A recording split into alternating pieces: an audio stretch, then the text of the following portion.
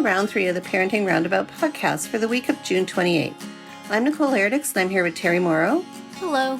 And Catherine Haleko. Hi. We're moms of teens and young adults, and when it comes to parenting, we've been there, done that, bought the t-shirt. But we're still waiting for that day when we'll reach the finish line and have no further need to lay down in a dark room with a wet rag over our eyes worrying about something or other. Wednesday is complaint day here on Parenting Roundabout, and today we are complaining about expressing our feelings.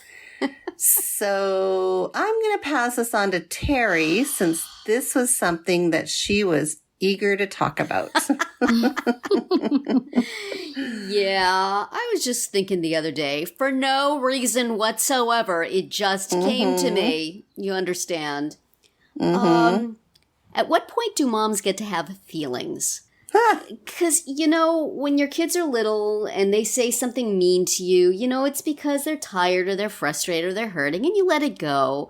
And then when they're school age, you figure out, geez, something must be going on at school and they're just acting out. I need to get to the bottom of that. And when they're teens and young adults, that it's part of their job to separate from you and create their own life and their own identity, and maybe they're not doing it gracefully, but you know what? You're the mom. You can handle it, and you understand what's going on. My kids are 31 and 28 now. Do I get to have feelings that can get hurt? I would say so, right? Except I remember when I was 28 and 31, and my mom would get her feelings hurt over something I did, and I resented the heck out of it because it's all about me. What are you talking about? And, I can think back on a few times and I really hurt my mom's feelings. And I really did not appreciate hearing about it. And they were among the reasons that I moved across the country. So is it does the mom contract just involve you may never get your feelings hurt, and if you do, keep it to yourself? Is there any productive way to say to your kid, hey, maybe it's not necessary for you to tell me how much you hate my glasses. Maybe that's not something that needs to be said. Maybe you don't need to come in here and say, hey, you remember that thing that you said 5 weeks ago? That really hurt my feeling, and I'm telling everybody how bad you are to have said it. And I'm like, well, but, what about me? No, nobody wants to hear about me.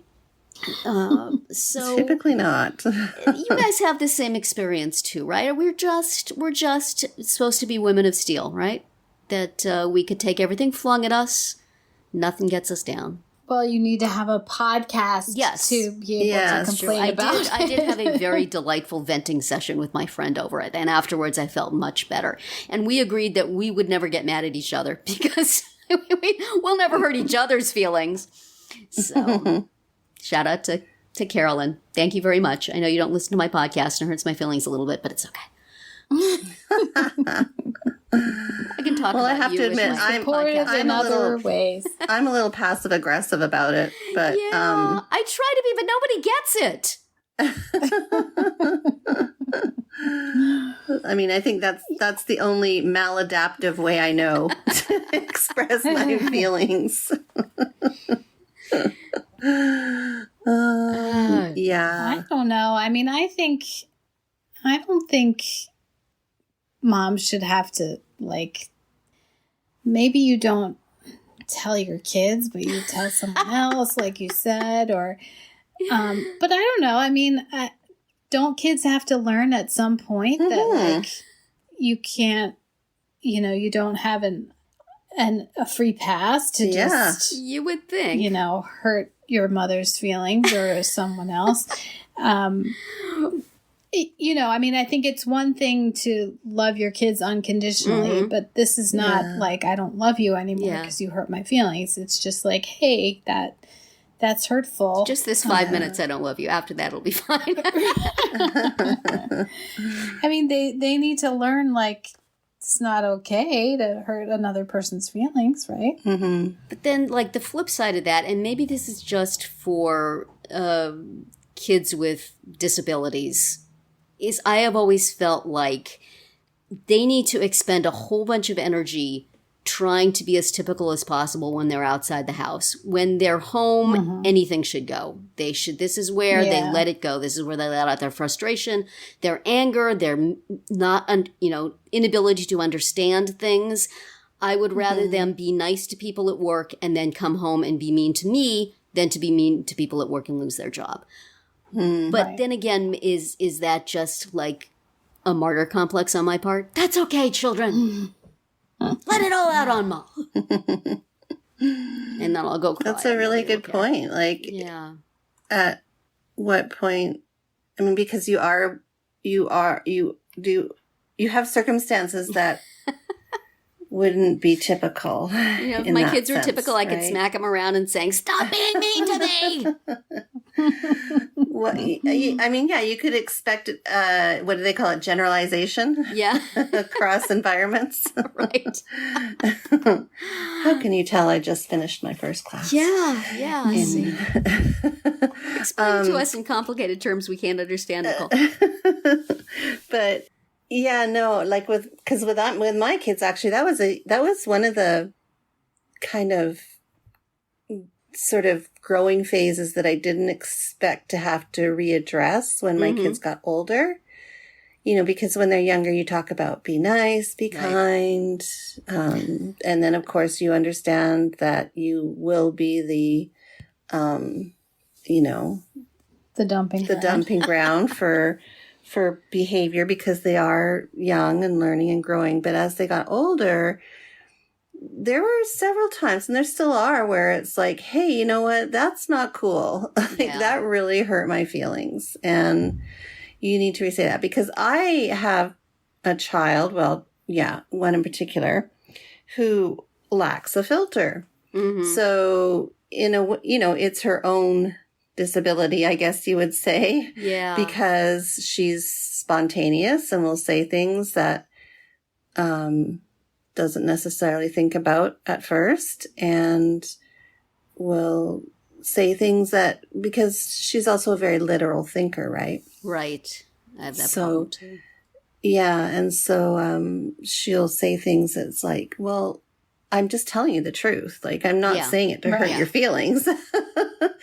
And so we have had that whole conversation in her late teens about, no, you can't just get up and walk away while I'm talking to you. That's rude. It hurts my feelings. Like, you have to excuse yourself politely. So there's all kinds of, that was like a whole other phase for us in terms of parenting. It was like, okay, now that you have been taught how to treat other people, let's see you put that into practice with your family. Let's practice it at home. Yeah. So we make sure that you've 100% got it. Yeah. Well, I don't know. I mean, I just, just having been around family members who have behaved so poorly in many situations because they have not thought about their family and hurting their feelings, right? Yeah. Like, and it's like, really, how could you have not thought about that? Like, right. What makes you think that everybody in the family, other than this one person, is going to have a role in your wedding? And that person's going to be okay picking up garbage at the end of the reception, which is what you assigned them to. So, yeah. Anyway. It's like, and it's hard to know what rises to the level of necessity to even bring it up and open that whole can of worms. It's like, we have a situation where I've been undergoing treatments for macular degeneration in one eye. And as a consequence, the vision in that eye has been getting better. Yay! But what this means is that my glasses don't work anymore because they have a different prescription for that eye than that eye now needs. So I've been digging back through my saved glasses. And y'all, if you've ever wondered, why am I hanging on to these glasses? I've got like 10 pairs of glasses in this cabinet. Why am I hanging on to it? This is why. Because one day you may need to go back to an earlier prescription. So I wound up, like, for doing computer work, I have this old pair of little wire rim glasses.